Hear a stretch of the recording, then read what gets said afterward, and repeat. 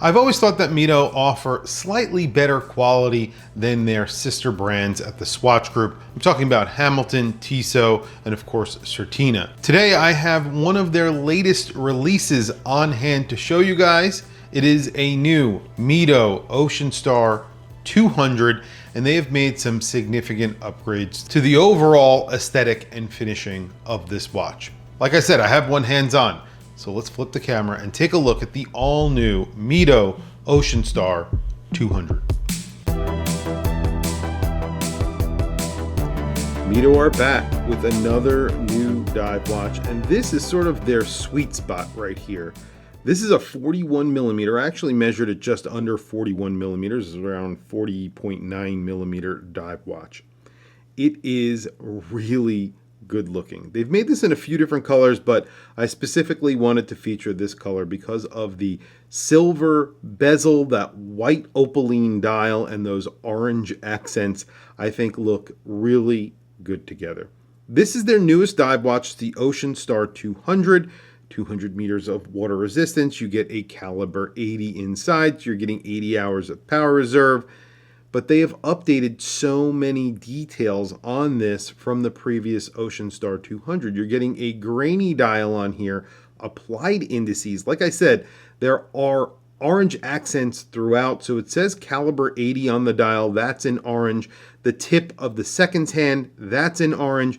And then you have the track, the first 15 minutes on that bezel in orange. If you love the watches that I talk about here on my channel, you're really going to love the website that I'm about to tell you about. It's called Wrist Rebels. Wrist Rebels is a website that has all of those small micro brands and independent brands that are really hard to find all in one place. Brands like Sika Design, Mon, Formex, Awake, and Bow Blue, and many other brands you won't find anywhere else. Definitely check out Wrist Rebels at wristrebels.com. Also check out their Instagram at Wrist Rebels, and if you end up buying something, tell them that WatchChris sent you. You get that grainy dial, you get that day date. I could do without the day date, but I get it. It takes the place of the 3 o'clock position, the index there, and it kind of is balanced, I would say, although it's much larger at that 3 o'clock position, but it works. And then you have this large sloping chapter ring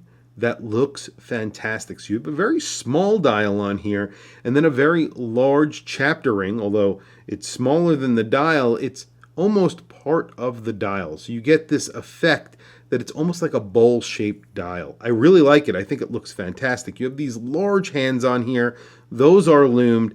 And then you have that silver insert with orange and black markings on it. A very large pip. Crown guards, screwed in crown, screwed in case back, which is solid. And of course you get the starfish on the case back. And I noticed that the case back is so nice on this watch. They did a great job engraving it or stamping it. It looks fantastic. And then you have a very classic 3-link bracelet, which they love to use.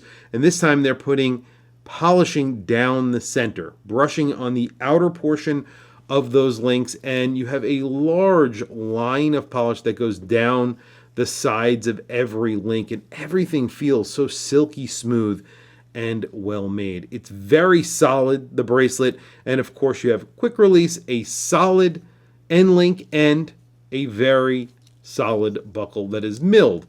And something that I've always liked about Mido, something that they don't offer from other brands in the Swatch group, is that you get this on-the-fly / diver's extension. So you could use this as a diver's extension, or if you want, you could use it as on-the-fly micro. Just put it in one position. You get 1 millimeter or 2 millimeters until it starts looking weird.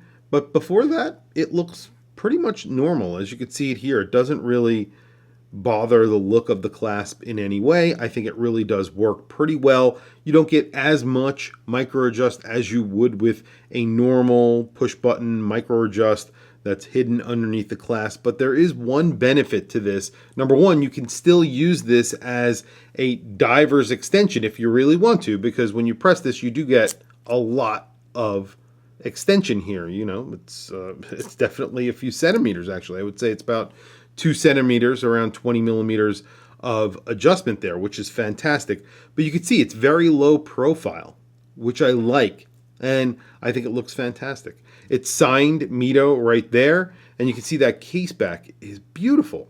It says Mido and then Ocean Star on it. That's it, and you have a little bit of information about the watch. It's a little bit more low profile as well. It's brushed, it's polished. I think it looks fantastic. And you have around a 12.5 millimeter thickness, and then the lug to lug on here is around 46 millimeters, 46.8 millimeters at the case.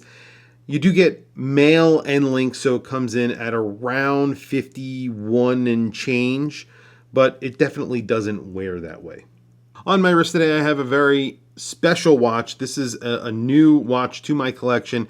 It is a 1776 Atelier with a meteorite dial that also gets a pressed, or actually this is a CNC guilloche on the dial, both for that sub-seconds and the center portion of the dial. And there it is on my 7.5 inch wrist. This does not wear like a 41 millimeter watch. It visually looks a little bit smaller because you have such a small dial. And you have a large bezel and that large chapter ring. So visually, it actually looks a little bit smaller. Although it wears like a 41 millimeter watch, it looks a little bit smaller on wrist. I have a 7.5 inch wrist. This is a 41 millimeter watch, so 40.9 millimeters is what I measured. 12.5 millimeter thickness, 50.5 or 51.5 millimeter lug to lug, including those male end links. If you're measuring at the case, it's around 46.8. Let's listen to the bezel action and then quickly do a loom shot.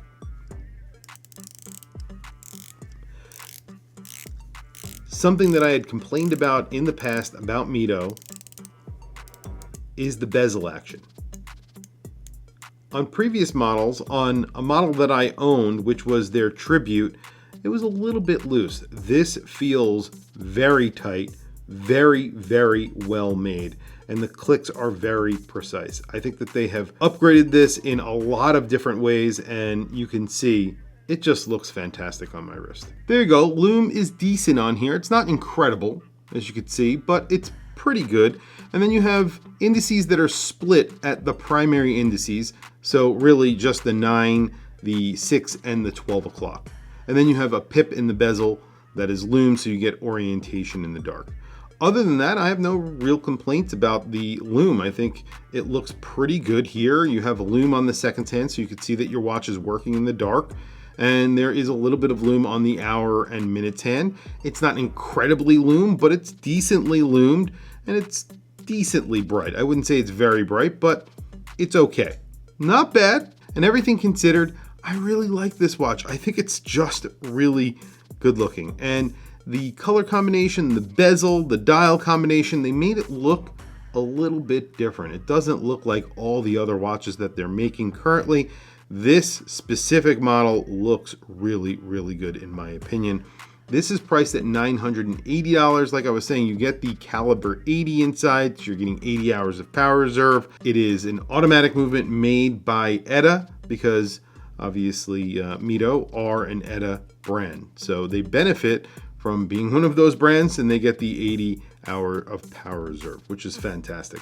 Tell me what you guys think about this watch down in the comment section below. I want to hear from you guys. I will add a link to this watch. If you want to check it out, definitely check out the link in the description. Anyway, guys, thank you for logging on. Thank you for watching this video. Please don't forget to like, subscribe, hit that bell icon. It is super helpful for the channel, and I very much appreciate it.